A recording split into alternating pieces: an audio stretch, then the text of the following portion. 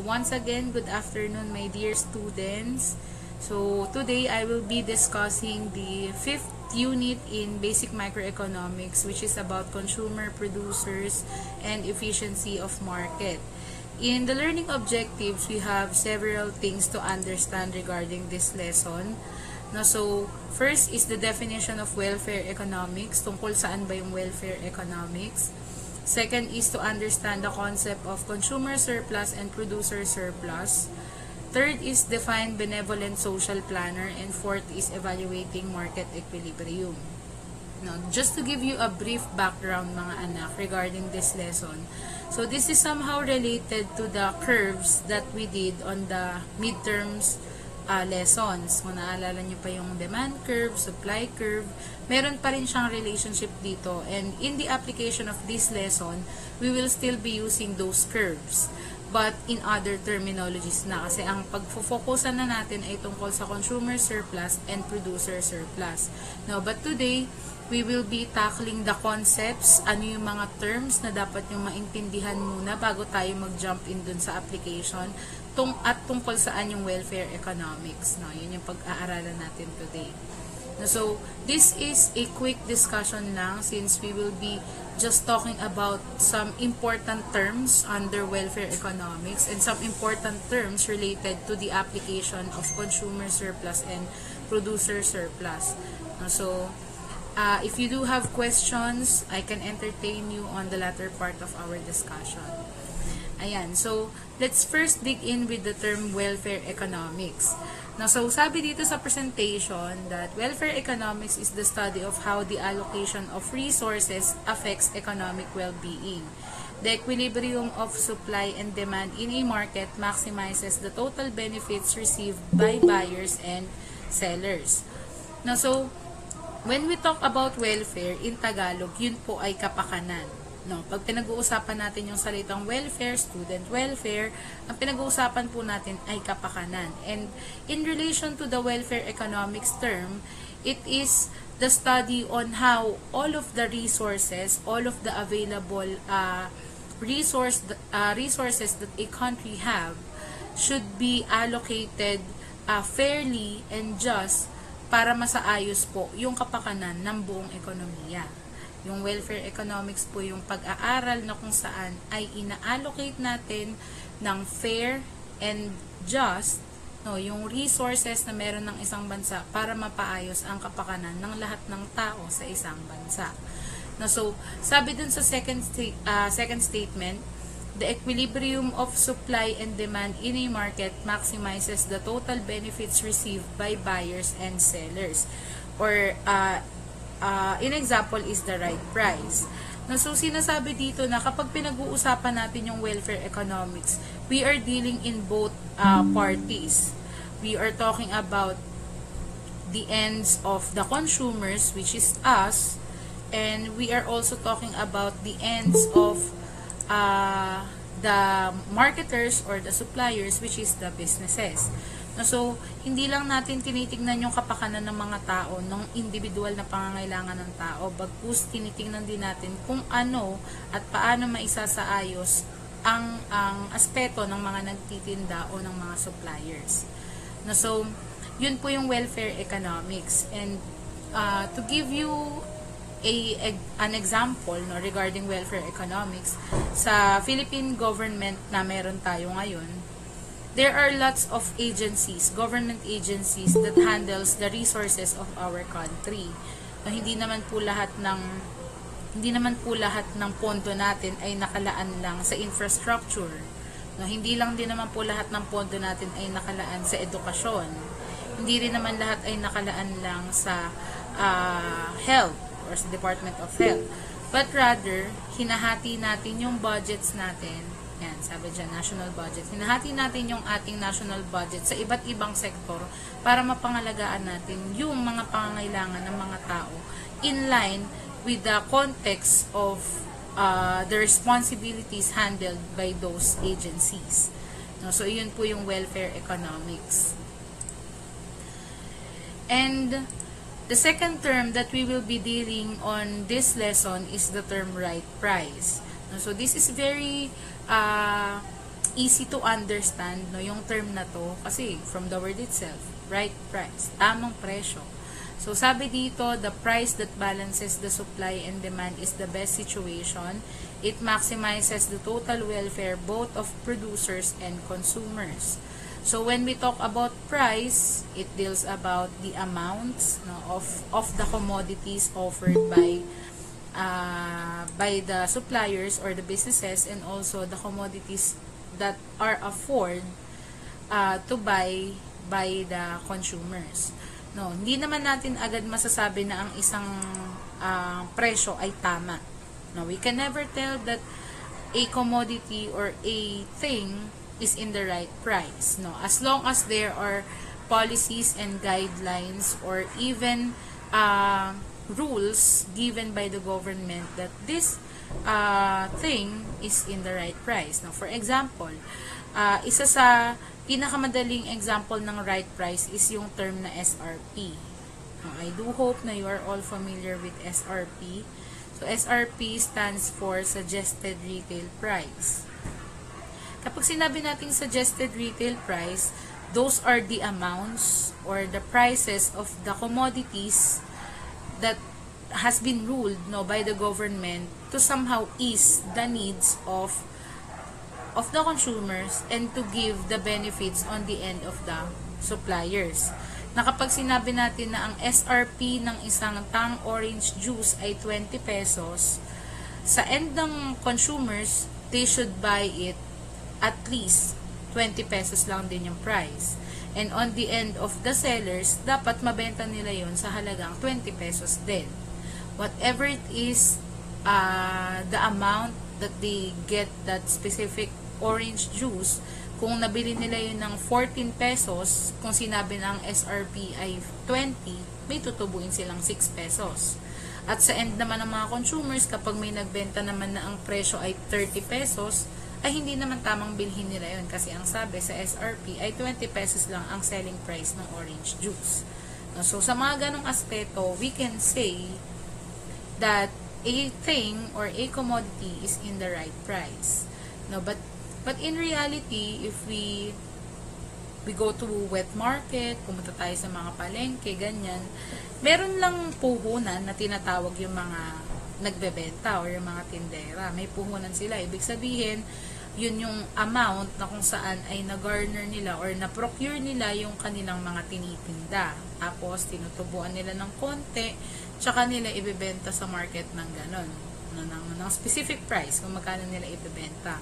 But, meron pa rin tayong mga rulings na kapag sinabi na, okay, ang kilo ng baboy ay 280 pesos. Kung naglalaro lang sa 290, 285 yung price, it's still acceptable. It's still in the right price.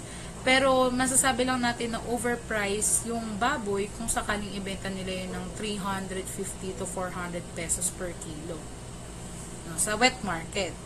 No, so, kapag may idinikta ang government, may idinikta ang ahensya ng Food and Drug Administration, kapag may idinikta ang DOH ng mga presyo, ng mga bilihin, yun yung dapat nasusunod ng mga consumers and sellers. But still, when we talk about right price, it should maximize, no, the total welfare both of producers and consumers. Wala dapat natatalo dun sa parehong party, dun sa presyo ng bilihin na binibenta sa market. So, iyon naman yung right price. Okay, the next term that we will be tackling in welfare economics is called consumer surplus. Now, on the previous lessons that we had, narinig nyo na siguro yung term na to kasi nabanggit na natin yung term na shortage, nabanggit na rin natin yung term na surplus, and sinasabi natin na kapag surplus ay sobra. Yun yung mga sobrang supply. No, so it is different, no, from the concept of consumer surplus, mga anak. Though the term is embedded, no, naka-attach yung term na surplus dun sa consumer surplus, but it tells differently or it is defined differently. No, so sabi dito, the amount a buyer is willing to pay for a good minus the amount he actually pays for it. It measures the benefit buyers receive from participating in a market. So, meron ditong, sa application natin, meron dong infographic, like nakita nyo kanina na table, kaya ako lang siya ni-next. No, and kung bibigyan ko kayo ng mas madaling definition ng consumer surplus, sa Tagalog po, iyon po yung natitipid, no, ng mga buyers kapag bumibili sila ng something. Example, si Janelle ay isang K-pop fan. Siya ay bumibili ng mga K-pop albums, K-pop merch, etc. No, so, usually kapag fan ka ng mga K-pop, no, pagka nagre-release sila ng albums, nag-iipon ka, no, as a fan. No, nag-iipon ka, tinitipid mo yung sarili mo para somehow mabili mo yung bagong release nila na album. No, so, sabi doon na ang album ng NCT 127 ay nagkakahalaga ng 1,700 full album na. Example lang. No, so, dahil fan ka, and you know that NCT 127 will release an album for the next 2 months, nagtitipid ka na. Tapos, ang tinipid mo, kasi usually, ang presyo ng mga K-pop album nasa 1,500 to 2,000. So, ang tinipid ni Janelle ay, ang sinave ni Janelle ay 2,000 pesos. So, 2,000 pesos yung kanyang pera. Tapos, nagbenta na yung kanyang favorite na seller ng album. Tapos, ang benta ng seller niya ay 1,700 lang. No, so, yung pera ni Janelle na 2,000, ang pinambili niya lang dun sa album ay 1,700. Ang consumer surplus ni Janelle ay yung 300. No, kasi, she is expecting to procure or to buy that specific album on the amount of 2,000 pesos. Yet, she purchased that specific album only for 1,700 pesos. No, so, yung consumer surplus ni Janelle doon ay yung 300 pesos. No, kasi yun yung willing niyang ibayad. No, 2,000 yung willing niyang ibayad. Kasi usually, alam niya, ganun yung presyohan eh. Pero, nabili niya lang ng 1,700. So, nakatipid siya ng 300. No, kaya sinasabi dyan na, it measures the benefit buyers receive from participating in a market. And in relation to consumer surplus, as consumers, lahat naman tayo ay bumibili, no? May mga pagkakataon talaga na kailangan nating mag-isip ng OA ba? Yung OA sa mga bilihin. And for example, pag Pasko, 'di ba dati parang nung bata tayo, ang ginagastos lang natin para sa outfit natin ay 2,000, for example, 2,000. Meron ka ng pantaas, meron ka ng pants, or baka po pwedeng may sandals ka pa doon sa 2,000 na yon. Pero, habang tumatagal yung panahon, mas nagtataas yung presyo ng bilihin, mas tumataas yung budget allotted natin sa mga damit natin kapag holidays, kapag Christmas. So, yung dati na 2,000 mo na hinihingi sa nanay mo para makabili ka ng complete outfit ay naging 3,000. No, tapos yung aesthetics mo hindi naman masyadong nabago, no, minimalist ka pa rin, clean girl pa rin, mga plain lang yung top mo, simpleng pants lang, tapos naka sandals ka lang na medyo mataas, na may nabibili naman sa TikTok shop na mura, ganun. So, yung dating budget mo na 2,000 na ginawang 3,000 kasi nga nagmamahal yung bilihin, ang nagastos mo lang ay 2,500. No? So, may 500 kang consumer surplus kasi yun yung natipid mo. Yun pa sana yung willing mong ibayad, pero hindi naman yun totally yung nabayad mo. No? Kasi yung presyo ng mga bilihin ay nag-iiba-iba at depende rin kung saan ka bibili. No? So, yun yung consumer surplus na concept. So, again mga anak, huwag kayong malilito. Kapag pinag-usapan natin yung consumer surplus, ang pinag-uusapan natin ay yung actual na amount. So, may value talaga siya. Either peso or either quantity. Quantity means 10 piraso, 20 piraso. Ganun yung natipid. Ganun. So, medyo related kasi yung konsepto ng willingness to pay sa consumer surplus. Ang pinagkaiba lang nila, in relation to consumer surplus, when we talk about willingness to pay, it measures how much buyer values the good. Yung kagustuhan mo, willingness mo na bayaran yung isang bagay, yun yung willingness to pay. Pero yung consumer surplus, magkano yung actual na amount na natipid mo, na kahit nabili mo na yung produkto na gusto mong bilhin, meron ka pa ring benefit as consumer. So, may value yung consumer surplus. Yung willingness to pay ay somehow ideology, pag-iisip ng tao na, okay, gusto ko tong bilhin. Kahit na magkano pa yung gastusin ko, gusto ko tong bilhin. Willingness to pay yun. Pero pag nagbayad ka na, tapos may natipid ka pa, tapos nakuha mo pa yung gusto mong bilhin, consumer surplus na yung concept na pinag-uusapan natin. No, so, sa willingness to pay, sabi dito, it measures how much buyer values the good, and merong tayong example na infographic na nakalagay. No, so, sabi dito, meron daw 4 na buyer. Si John, si Paul, si George, at si Ringo. So, sabi dito, lagay na lang uli natin sa konsepto ng K-pop album. Sabi dito, na merong album na iniintay silang 4. May i-release na album ang BINI. Example lang. Tapos, si John, willing siyang gumastos ng $100 para dun sa BINI album. Yun yung willingness to pay niya. Si Paul naman, ang willingness to pay ay $80. So, ibig sabihin, magkano man i-release ng BINI yung kanilang album, $80 ang willing ibayad ni Paul. Si George naman ay 70, si Ringo naman ay 50. Tapos, nag-release na yung BINI ng kanilang album at yung presyo ng album ay $80. So, sa makatuwid, si Paul ay walang consumer surplus kasi $80 yung willing niyang ibayad. Si George naman ay short pa ng $10 kasi $70 lang yung willing niyang ibayad. Si Ringo naman ay short pa ng $30 dahil $50 lang yung willing niyang ibayad.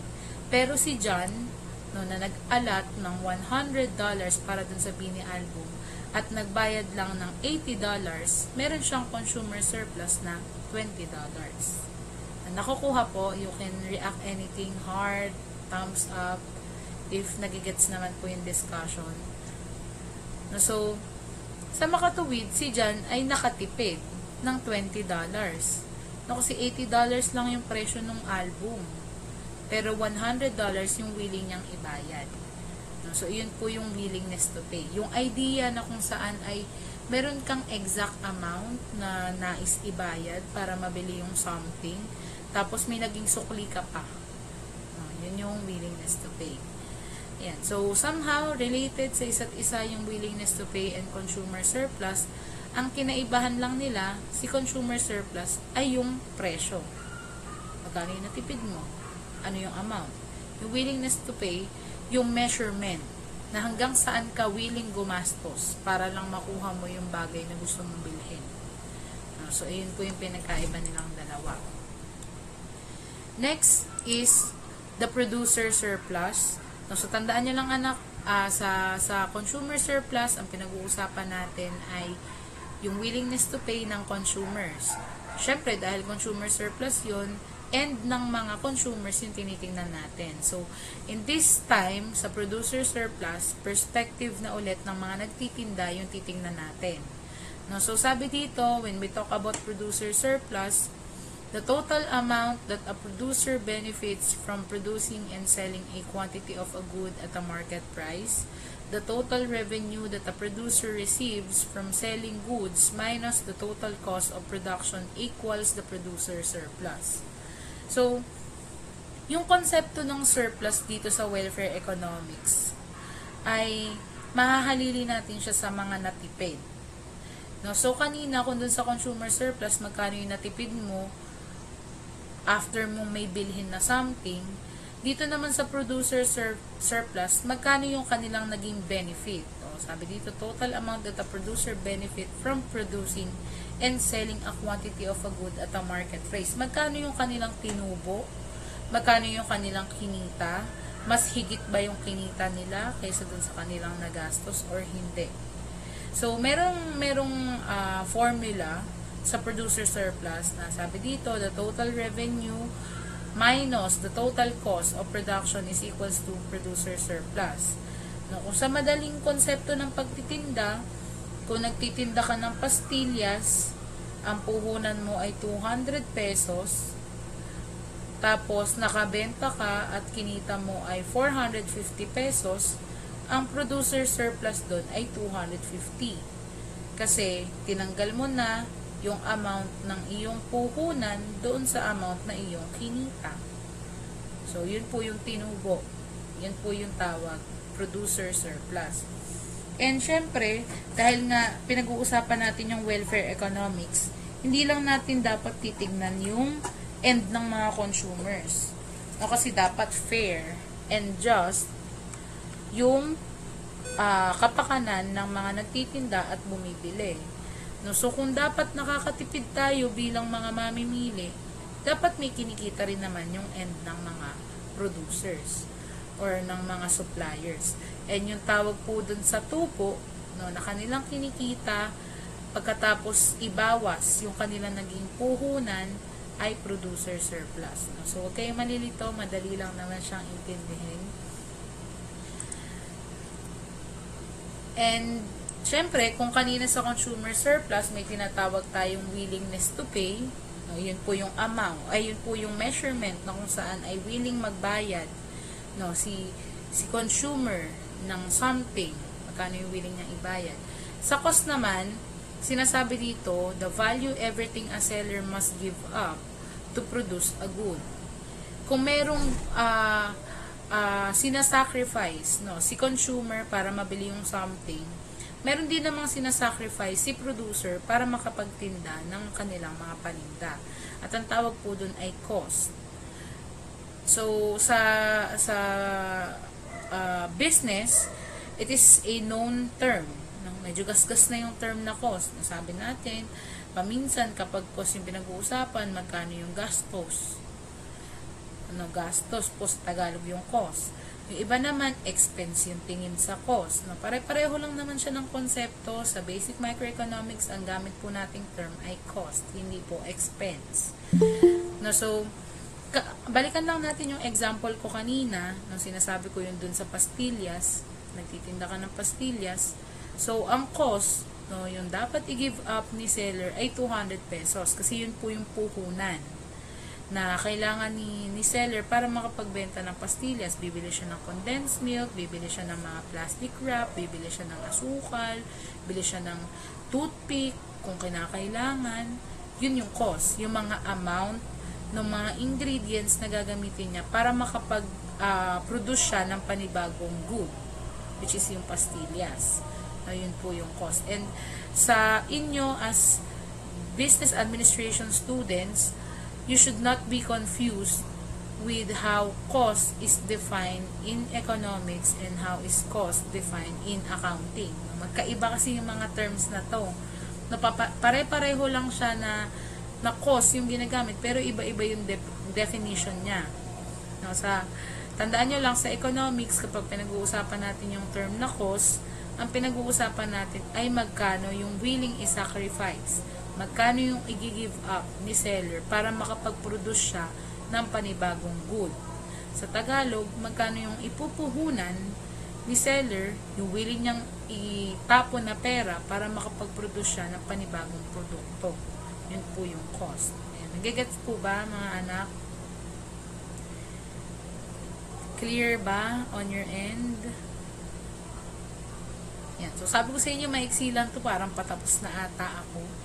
No, kasi, ang importante kasi sa pag-aaral ng application ng welfare economics ay magets nyo yung mga terms na to. Kasi, kung dati doon sa demand curve and supply curve, ang mga ginagamit nating labels ay supply equilibrium, market equilibrium, changes in QD, QS. Hindi na po ganun yung gagamitin natin. No? Ang gagamitin na natin ay surplus. No? Consumer surplus, producer surplus. Pero yung market equilibrium, nandun pa rin. No? Kasi yung konsepto na kung saan nagtutugma si producer at si seller, or si producer at si consumer, yung surplus nilang pareho, market equilibrium pa rin yung tawag. No, so, kaya dapat maintindihan nyo solely kung ano yung mga definitions ng bawat isa na to. No, para pagka pinlat na natin siya sa application, pinlat na natin siya sa curves, ay alam nyo kung paano nyo lelabelan yung mga nakalagay na value, nakalagay na amounts, etc. And lastly, yung term na benevolent social planner. On the material, it says that Benevolent social planner is an all-knowing, powerful, well-intentioned dictator. The planner wants to maximize the economic well-being of everyone in the society. The planner must decide how to measure the economic well-being of a society. Now, just to give you a clear thinking about benevolent social planner, ito po ay isang thinking, no? Paraan ng pag-iisip ng isang tao, paraan ng pag-iisip ng isang miyembro ng gobyerno, paraan ng pag-iisip ng isang lead, no, na kung saan ay ibinibigay niya ng patas, minamaximize niya ng maayos yung resources ng isang bansa para sa ikabubuti ng bawat ahensya o bawat sektor na paloob doon sa isang ekonomiya. Now, sabi dito, the planner must decide how to measure the economic well-being of a society. A benevolent social planner must know how to allocate the resources fair and just, but not in the sense na equally divided, no, yung resources ng gobyerno. Dapat ibinabase nila yung kanilang allocation of resources depending on how severe, gaano kalala o gaano kalalim yung pangangailangan ng isang ahensya ng gobyerno doon sa budget. No, for example, there are lots of departments, there are lots of government agencies consist in the Philippine government. Meron tayong Department of Health, meron tayong Department of Education, Department of Finance, Department of Agriculture, meron tayong Department of Public, yung DPWH. Now, there are lots of agencies, government agencies that must be funded by the national budget. And kung pag-uusapan natin yung welfare economics na sinasabi, hindi dapat equally divided yung budget sa bawat sektor. Meaning to say, kung merong 100 billion na budget, hindi dapat equally binibigay na 1 billion per agency. Kasi yung needs doon sa bawat government agencies na yun ay iba-iba. At iba-iba rin naman yung cost, iba-iba rin naman yung expense ng bawat agencies na yun. Depende sa pangangailangan ng mga tao doon sa specific na ahensya. Now, for example, on the end of the education sector, kailangan ba talaga nating bigyan ng budget cut ang sektor ng edukasyon at laanan ng maraming pondo ang department ng DPWH kasi maraming pinapagawang kalsada? 'Di ba? Hindi dapat binibigyan ng malaking pondo yung mga ahensya ng gobyerno na matagal, no, nagtatagal yung proyekto, hindi kagaya ng needs ng tao sa healthcare, hindi kagaya ng needs ng tao sa education, na yearly nagbabago. Though alam ko, no, personally, I know that the roads are used by the people every single day, every single minute or second of their lives, but the allocation of the budget is unjust, no, hindi siya fair kasi nagkakaroon ng maling pag-allocate ng resources dahil hindi naman na ibibigay ng maayos yung mga pondo sa tunay na nangangailangan na ahensya. No, kung ikaw ay klase ng tagapamuno na merong benevolent social planner na thinking, sabi nga dito, well-intentioned dictator.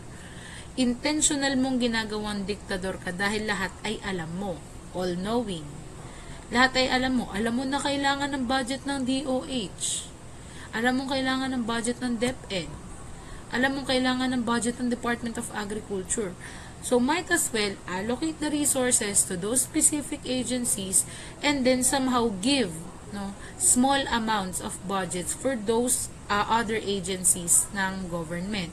Hindi naman natin sinasabi na wag silang bigyan. Ang sinasabi natin ay hatiin natin ng maayos, no, yung resources ng government base doon sa pangangailangan talaga ng tao para sa ikakaayos ng ekonomiya ng bansa. No, kasi oo nga't maganda ang infrastructure. Oo nga maganda nga ang mga daanan. Kung bulok naman ang educational system, talo pa rin tayo doon.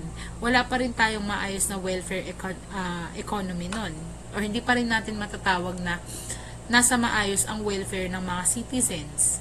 Hindi maayos ang kapakanan ng mga tao dahil may mga sektor pa rin, no, ng bansa na napapag-iwanan dahil mali ang alokasyon ng budget. No, so, again, in the study of welfare economics, we are dealing about the welfare of both consumers and suppliers. And on the previous lessons that we had, pinag-aralan natin na may roles ang consumers, may roles ang household, may roles ang government, at may roles din ang business. No, so lahat ng mga tao na yun, lahat ng mga sektor ng ekonomiya na yun ay importante. At sa pag-aaral ng welfare economics, pinag-aaralan natin na mag-meet yung consumers end at yung suppliers end base sa maayos na rulings na ginagawa ng government. Kaya related pa rin yung term na benevolent social planner sa pag-aaral ng welfare economics. No, so, I hope na naintindihan nyo itong part na ito ng aking discussion. So, that ends my presentation for today. So, again, in the application of Lesson 5 or the Welfare Economics, I will also send another link or another recorded video about it. Pag-aaralan uli natin, pagdadaanan uli natin yung curves. Ang kinaibahan lang, iba na yung labels na gagamitin natin. No, hindi na tayo gagamit ng demand curve, ng supply curve. Ang gagamitin na natin ay consumer surplus and producer surplus. Still, the market equilibrium exists. Now, thank you so much for watching this video of mine, and if you do have questions, you can ask me on our class GC, or you can PM me directly on my Facebook. Yan. So, see you around, mga anak.